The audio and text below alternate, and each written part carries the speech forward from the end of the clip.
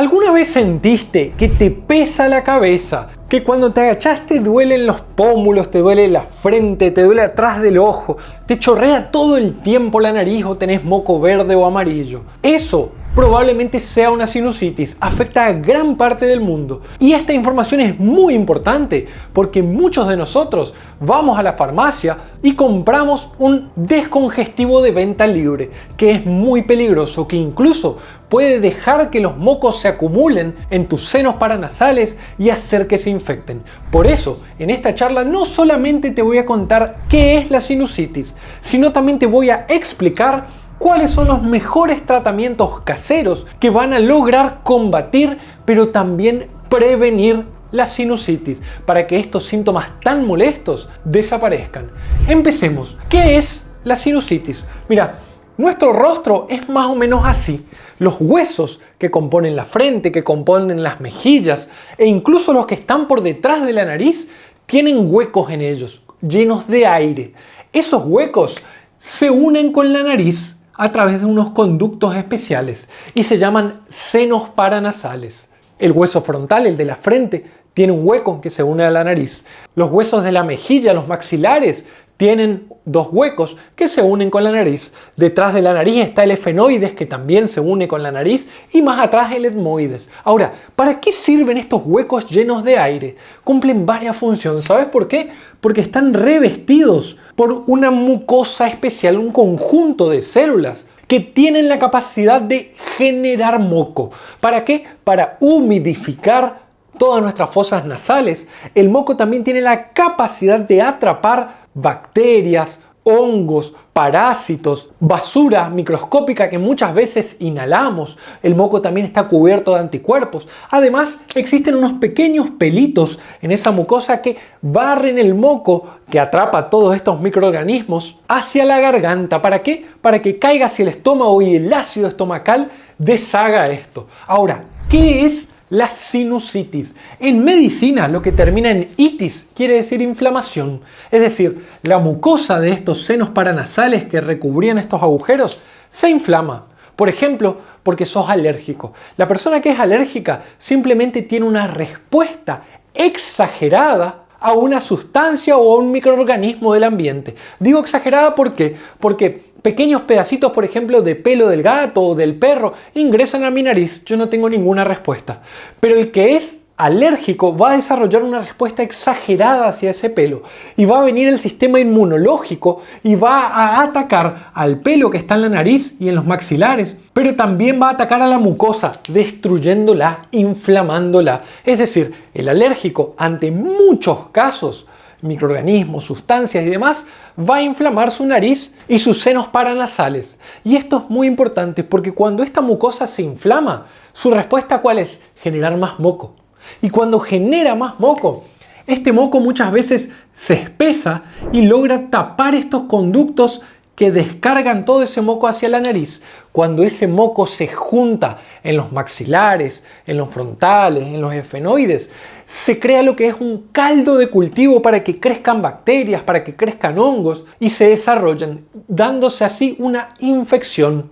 Y es ahí donde tenemos que consultar al otorrino. Pero hay mucho que nosotros podemos hacer para evitar que este moco se acumule, para sacarlo mucho más rápidamente. Antes de contarte eso, quiero decirte que además de ser alérgico, el tabaquismo, por ejemplo, inflama tu mucosa nasal, inflama tu mucosa sinusal, la predispone a que todo el tiempo esté produciendo más moco. Si vos tenés el tabique de la nariz, por ejemplo, desviada u otro problema mecánico a nivel de la nariz, también estás predispuesto a tener sinusitis. Ahora, ¿qué pasa cuando estos senos se obstruyen? Fíjate, yo te dije, sirven como barrera inmunológica, sirven para hidratar, pero también los senos paranasales sirven para la reverberación de la voz. Cuando nosotros hablamos, la voz rebota por todos lados a través de estos agujeros y a través de nuestra boca.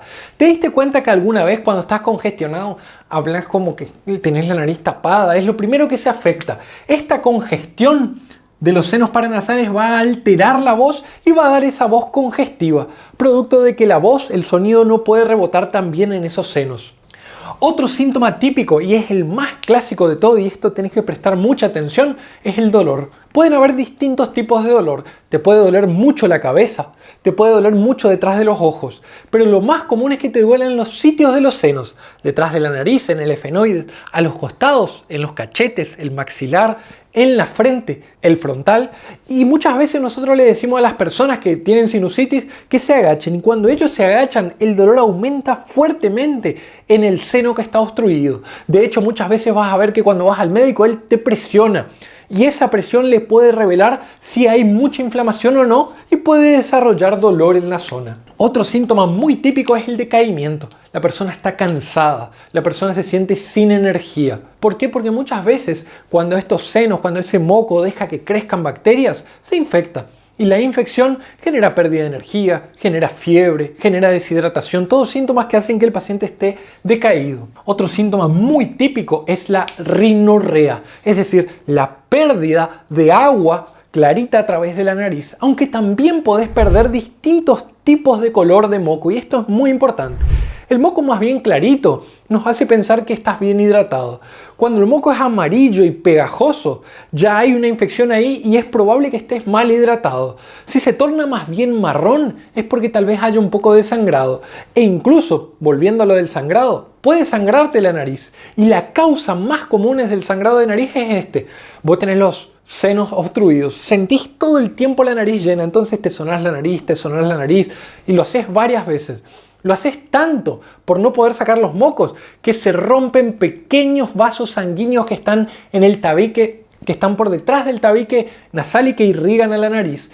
Esto da un sangrado. Ojo que el moco también puede ser verde. Cuando es muy amarillo o muy verdoso, ojo, podría estar ocurriendo una infección. Si no te sanás rápidamente, es muy recomendable que vayas al otorrino. Tos. ¿Por qué la sinusitis o los resfriados y demás causan tos? Viste que yo te dije que los senos, el exceso de moco va a drenar hacia la nariz y van a haber gotitas de agua como que te caigan. Bueno, también drena para atrás, hacia la garganta. Entonces llega la noche, vos te acostás y la gravedad impulsa todo eso para atrás y ocurre lo que se llama goteo postnasal, o sea, detrás de la nariz.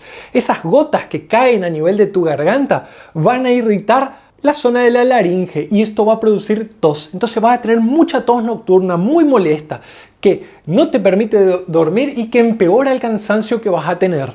Acá yo ya te hablé, el sangrado es muy poco común en la sinusitis no complicada y suele ser culpa de sonarnos la nariz excesivamente. Ahora, vamos a lo que todos queremos. Tratamientos caseros, cuáles funcionan, cuáles no, qué debería esperar.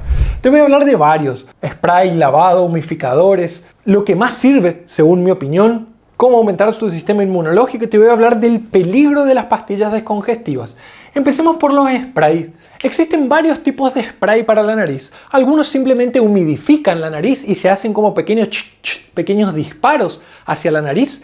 Y otros son continuos. Vos te lo aplicás y es como un spray, como si fuera un desodorante que va hacia tu nariz. Esto sería mucho más fácil explicarlo. Si ustedes quisieran, yo traigo para la próxima clase y les muestro cómo se hace un lavado nasal en vivo para que lo puedan ver y para que lo puedan practicar. La cuestión es que estos sprays son muy seguros, pero el principal problema que tenemos es que los utilizamos mal. Muchos de ustedes tomarán el spray que tiene como una pequeña boquilla, lo insertarán en la nariz de esta manera y mandarán 2 veces. Esto está mal. Si vos haces esto, el spray va a quedar todo en esta parte de la nariz, aquí arriba, donde no hay nada. Hay solo un poquito de mucosa. Es decir, no se va a humidificar la nariz. Otras personas lo meten de esta manera. Eso es incorrecto. La posición correcta del spray debe ser a unos 45 grados. De esta forma, apuntando un poquitito por debajo de nuestros ojos, porque nuestra nariz está hueca hacia atrás. Y ahí debemos hacer 3-4 veces, aguantar un ratito la respiración, dejar que eso circule y luego respirar hondo. No debemos sonarnos la nariz por más que nos chorrea, simplemente debemos limpiarnos. Repetir del otro lado lo mismo. Esta es la forma correcta de ocupar los sprays. ¿Y qué hace? Supongamos que este es el moco, ¿sí? El moco está compuesto por varias capas. Capa de moco propiamente dicha, que es pegajosa, y una capa de agua, entre otras capas, ¿no es cierto? Las gotitas del humidificador se van a pegar al moco y van a hacer que se deshaga, que sea más fácil eliminarlo. Entonces después del spray vos vas a ver que te sonás la nariz y el moco que antes estaba pegado ahora sale. Hay otros tipos de spray que deberías consultar con tu otorrino si son recomendables, que son spray con corticoides, que sirven para desinflamar esta mucosa que es una de las culpables de la sinusitis. Acá vienen los lavados. Los lavados son muy conocidos y podemos hacerlo de varias maneras. Podemos utilizar jeringuillas de 5 mililitros, de 10 mililitros, de 20 mililitros, dependiendo de si es un niño o es un adulto. La cargamos con agua destilada a la cual le podemos agregar sal o agua filtrada, calentada y enfriada a la cual le podemos agregar sal. También podemos utilizar solución fisiológica, solución salina, al 0,9% o al 3%. Y lo que tenemos que hacer luego es tomar la jeringa, ponernos en esta posición, acá debería haber un bol, lo podemos hacer en la próxima clase si nos dejan en los comentarios, y apretar fuertemente. Van a ver que entra por una nariz y que sale por la otra. Y muchos dirán, doctor, pero cuando hago eso me atoro, va para atrás. Es porque no cerramos correctamente la garganta. Para que no vaya para atrás e ingrese en nuestro sistema respiratorio, debemos cerrar correctamente la garganta. Justo antes de disparar, abrimos levemente nuestra boca y respiramos por la boca. Al respirar por la boca se va a cerrar la laringe y de esta manera el agua va a entrar por un lado y va a caer por el otro. Luego lo hacemos del otro lado y vas a ver que rápidamente esa sal y ese agua va a permitir que los mocos se disuelvan y que sea más fácil eliminarlos. Existe otro lavado que a mí me gusta mucho, sobre todo cuando hay mucho moco, cuando está muy pegado, cuando los casos empiezan a ser un poco más importantes. Y son los lavados de alto volumen y bajo flujo. Vienen como unos sachetes especiales, como si fueran unas pequeñas botellitas de plástico, que es un plástico suave de apretar, que tiene la marca de 250 mililitros. Y además vienen con unos pequeños sobrecitos que son sal. Acuérdate que la puedes agregar en tu casa también. Lo que tenés que hacer es la mitad del frasco en una nariz y la mitad de la otra. Es muy similar a la jeringa. Al ser de alto volumen y bajo flujo, limpia mucho más, ingresa en todos los senos.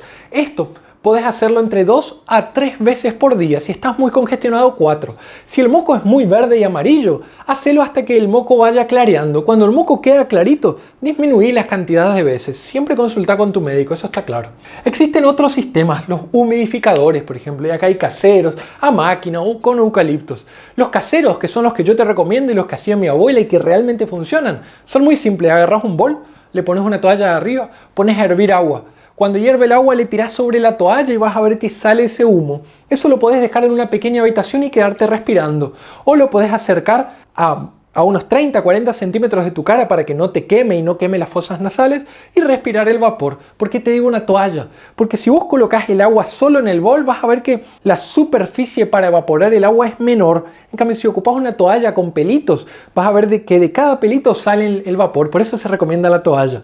Otro sistema de humidificar es abrir la ducha al agua caliente, dejar que el baño se llene de vapor y quedarte ahí unos 15 a 30 minutos respirando el vapor. Esto va a humidificar tus vías aéreas permitiéndote eliminar. Y después está, doctor, yo compré uno de esos humidificadores eléctricos. Los dejo conectados toda la noche. ¿Eso está bien? Yo te diría que no. ¿Sabes por qué? Si tenés un humidificador y lo tenés al lado de la pared y lo dejas conectado todo el tiempo, dentro de un rato tu pared se va a llenar de gotitas de agua, tu ventana se va a llenar de gotitas de agua, puedes ver eso incluso en el piso. Eso quiere decir que el ambiente está extremadamente humidificado. Esto no está tan bueno.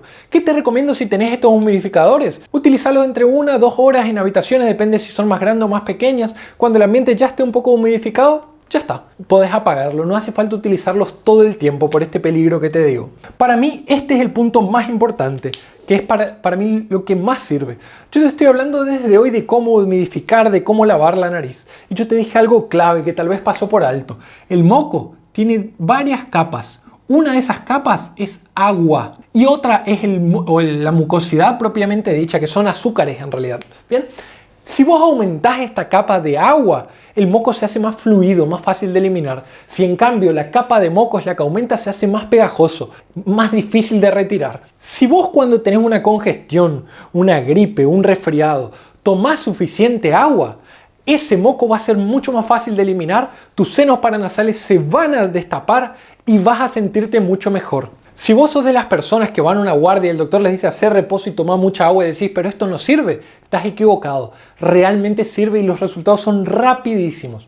¿Cuánta agua? Si estás resfriado y no tenés problemas graves cardiológicos o renales, entre 30 y 50 mililitros de agua por kilo.